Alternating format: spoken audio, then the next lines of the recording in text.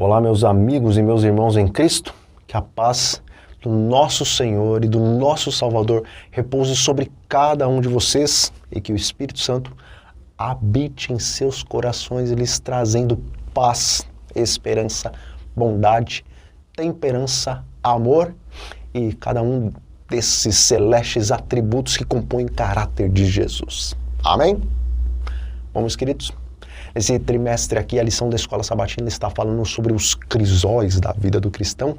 E hoje eu também gostaria de falar um pouco sobre a importância e, na verdade, a necessidade das batalhas em nossas vidas para que a vontade de Deus, que é a nossa santificação, conforme está escrito lá em 1 Tessalonicenses, no capítulo 4, versículo 3, venha a ser uma realidade nas nossas vidas. Amém?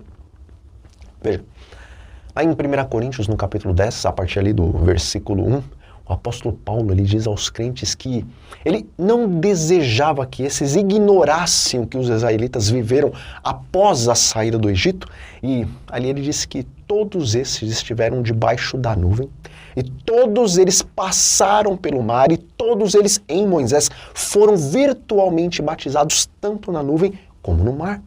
E o apóstolo também diz que todos aqueles que estavam no deserto e que comeram do mesmo alimento espiritual e beberam da mesma bebida espiritual estavam, na verdade, bebendo da pedra espiritual que os guiava, ou seja, bebiam e comiam virtualmente de Cristo Jesus.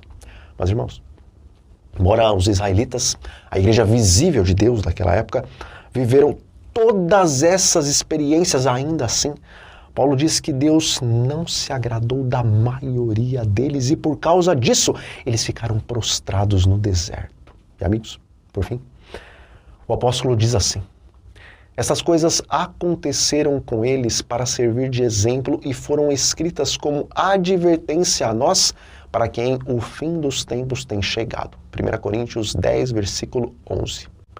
Irmãos, semelhantemente a nós, os adventistas daquela época foram libertos do Egito, do pecado, e estavam marchando rumo a Canaã terrestre, que era a terra que manava leite e mel.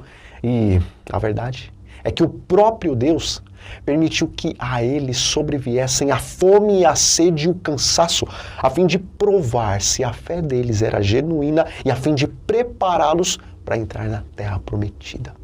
E, resumindo, de uma multidão com mais de 1 milhão de pessoas, contando com mulheres, crianças e idosos, somente Josué e Caleb puderam entrar na terra prometida e todos os demais, acima de 20 anos, acabaram ficando no deserto da provação. Bom, eu não sou um expert em matemática, mas eu posso afirmar categoricamente que a maioria esmagadora da igreja do deserto não passou pela prova e foram reprovados. E amigos, Paulo não disse que o exemplo dos israelitas serviam apenas para os cristãos dos dias em que ele viveu, mas para aqueles que estivessem vivendo no fim dos tempos, ou seja, para vocês e eu. E está escrito: amados, não estranheis o fogo ardente que surge no meio de vós, destinado a provar-vos, como se alguma coisa extraordinária vos estivesse acontecendo. Pelo contrário, alegrai-vos na medida em que sois coparticipantes dos sofrimentos de Cristo, para que também, na revelação de sua glória, os alegreis exultando. 1 Pedro 4, versículos 12 e 13. Bom, lá no ano de 2014, logo depois que eu fiz o canal e ter ali começado a postar os estudos do Apocalipse, versículo por versículo, aconteceu que, naquela época, uma das pessoas que moravam ali na minha casa gostava muito de assistir séries policiais com um altíssimo terror de carnificina e também séries com conteúdo espiritualista. E, irmãos, durante algum tempo eu experimentei literalmente o que o apóstolo Paulo diz com relação a ter um mensageiro de Satanás o esbofeteando, porque noite após noite, e às vezes mais de uma vez na mesma noite, literalmente um mensageiro das trevas me acordava sufocando e ele só ia embora quando eu clamava o nome do Senhor Jesus Cristo. E talvez vocês possam achar isto um pouco estranho pelo fato de estar escrito que quem é de Cristo, o diabo não toca. Mas quando nós vamos lá ao livro de Jó, ali nós vemos que, com a permissão de Deus, aquele servo do Senhor só não teve a sua vida tirada, mas depois de perder todos os seus bens e os seus filhos, ele também, através do poder maligno de Satanás, foi coberto de feridas da cabeça até a sola dos seus pés. E também, quando Ellen White estava escrevendo o livro O Grande Conflito, ela relata que foi acometida de uma paralisia por causa do poder das trevas. E sendo assim, o diabo não toca na vida de um filho de Deus, a menos que o Senhor permita que assim ele o faça. E, irmãos, embora eu não sou profeta, em um sonho Deus havia me mostrado que pelas coisas que essa pessoa assistia dentro da minha casa, uma porta, na verdade, estava aberta a Satanás para que ele fizesse esse tipo de coisa comigo. E como na época eu não tinha condições de sair daquele lugar, infelizmente, eu tive que conviver com isso por um bom tempo. Mas, na verdade, eu só contei essa história aqui porque Deus não apenas me deu um sonho mostrando o porquê que isso estava acontecendo comigo, mas em uma noite, um pouco antes de ser atacado daquela forma contínua, eu tive um outro sonho, amigos. E nesse sonho, eu estava então ali caminhando em um lugar bem escuro e ao meu lado estava o meu anjo, quando na nossa frente apareceu uma espécie de um pequeno corredor com grades dos dois lados. E embora eu fiquei um pouco cismado no sonho com essa ideia de passar por aquele corredor estreito, o meu anjo ele dizia que eu devia sim passar por ali. Então, pela fé eu entrei naquele lugar, meus amigos. Mas quando eu estava um pouquinho além da metade do caminho, vários objetos cortantes, como arames farpados e outras coisas, saíram ali dos dois lados daquelas grades e se enterraram na minha carne, desde os meus ombros até a altura dos meus joelhos. E eu fiquei, meus irmãos, imóvel e conseguindo só mover um pouco do meu pescoço. E então eu virei a cabeça um pouco para trás e olhando ali para o meu anjo e pedindo ajuda para ele, meu anjo ele balançou a cabeça em sinal de que ele não poderia me ajudar porque eu tinha que passar por aquela prova. Bom, eu me lembro de ter ficado triste e talvez naquele momento eu tenha até ficado um pouco indignado porque o meu anjo ele não queria me auxiliar. Contudo, meus irmãos, no sonho, depois de alguns momentos, aqueles objetos cortantes, eles se retraíram para o lugar de onde eles tinham saído e eu pude então terminar ali de caminhar naquele corredor e sair do outro lado.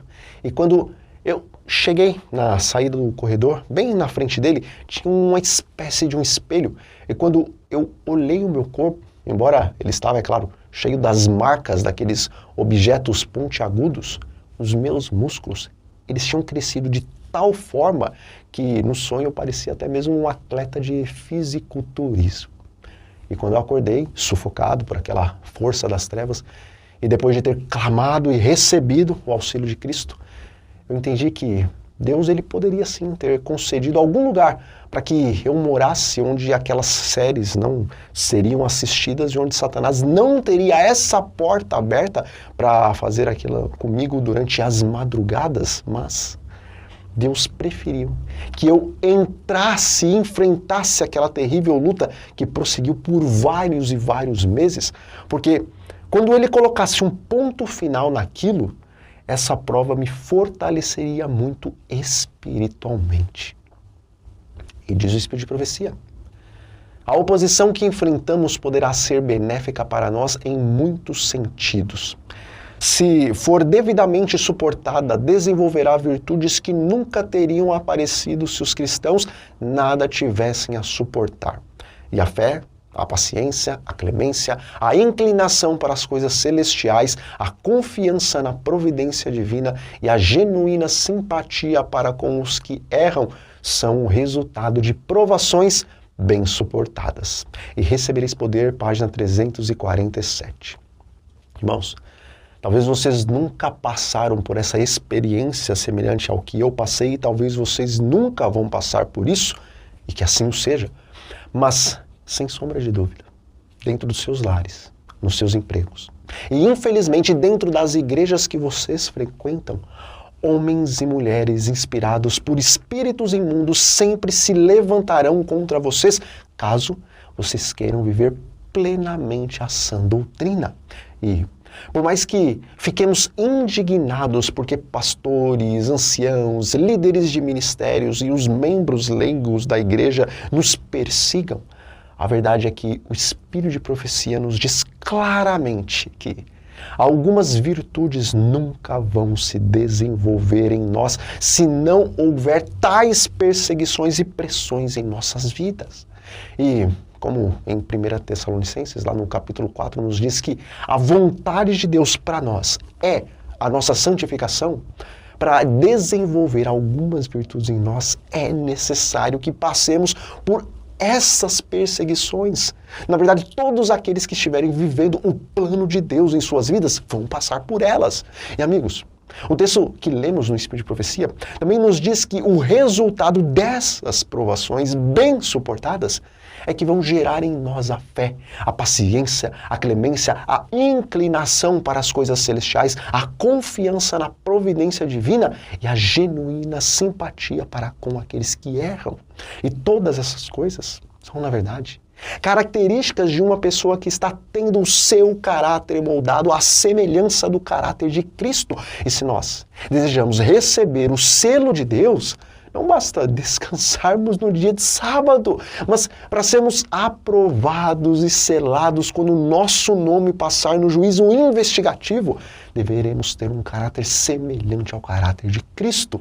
E sendo assim, ainda que busquemos ter paz com todos, Deus permitirá que alguns não queiram em seus corações estar em paz conosco, porque a perseguição que essas pessoas vão infligir sobre nós vão nos preparar para recebermos o selo do Deus vivo. Portanto, meus amados, não estranhem o fogo ardente que surge no meio de vocês e que está destinado a prová-los, porque não está acontecendo algo extraordinário em suas vidas, mas sim, essa é a única maneira de prepará-los para os momentos finais que estão bem diante de nós. E por causa disso, se alegrem na provação, porque conforme vamos nos tornando coparticipantes dos sofrimentos de Cristo, também estamos nos preparando para nos tornarmos coparticipantes dele em sua glória.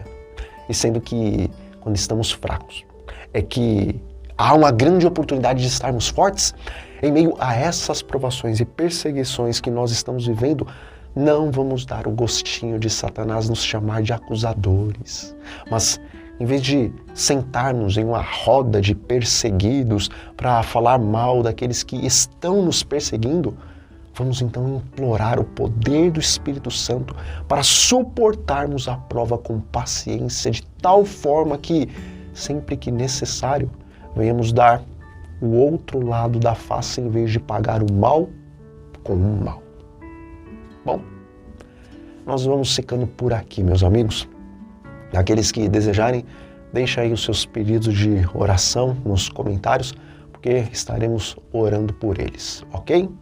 E se vocês conhecem outros irmãos que estão passando por provas e por perseguições, compartilhe esse vídeo com eles e orem para que o Espírito Santo, através dessas simples palavras, traga paz ao coração deles e também os fortaleça na fé.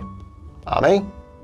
Então, um grande abraço a todos e até a próxima.